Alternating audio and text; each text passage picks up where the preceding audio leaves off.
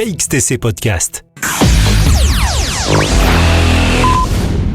Le samedi 1er et le dimanche 2 avril 2023, à l'Espace des Arts au Pradet, dans le Var, a lieu le festival Lire au Pradet. Serge Scotto, scénariste, est présent sur cette première édition 2023. Il nous parle de la collection de bandes dessinées consacrée à Marcel Pagnol.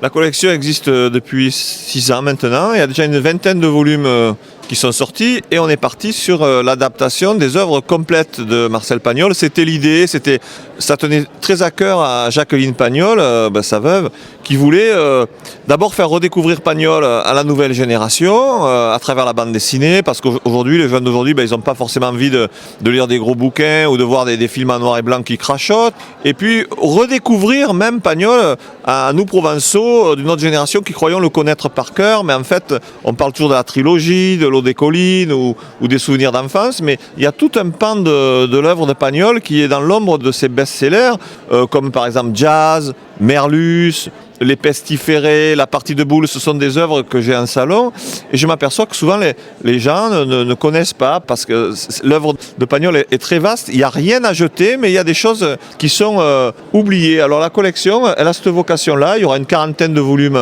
en tout. On en sort 4 par an.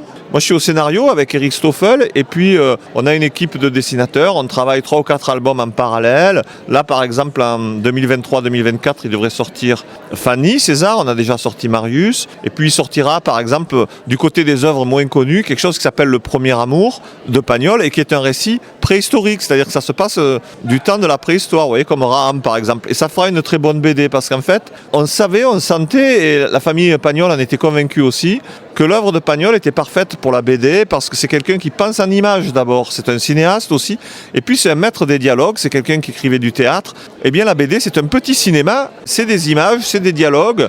Franchement, quand on adapte les souvenirs d'enfance, La gloire de mon père, Le château de ma mère, on se rend compte en relisant les romans qu'il nous dit presque où mettre la caméra, tellement c'est une littérature visuelle. Voilà. Donc Pagnol, c'était parfait pour la BD, il était grand temps que ça arrive.